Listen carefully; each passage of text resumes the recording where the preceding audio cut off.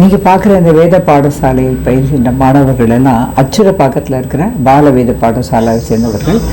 அதை திரு பாலகிருஷ்ணன் அவர்கள் மிகவும் திறம்பட நடத்தி வருகிறார்.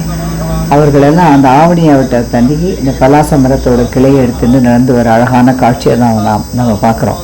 குட்டி குட்டி பசங்களாம் கூட வேதம் கற்றுக்கிறது அழகாக. மகாபெரிவா சொன்ன மாதிரி வேதம் தான் உலகத்தை ரட்சணம் பண்ணும் அப்படின்னு அவர்கள் அந்த ஆவணியாவட்ட தண்ணிக்கு அவர்களுடைய குரு மந்திரம் சொல்ல எப்படி ஆவணியாவட்டம் பண்ணுறாங்க அப்படின்னு பார்க்கலாம்.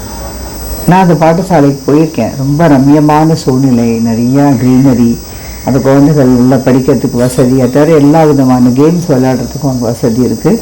ஸோ மாடர்ன் படிப்பும் இருக்குது, அதே சமயத்தில் வேதமும் இருக்குது. அந்த வேதம் படிக்கிறதால அந்த குழந்தைகளோட பிரெயின் ரொம்ப ஷார்ப்பாக இருக்குதுன்னு நான் அப்சர்வ் பண்ணினேன்.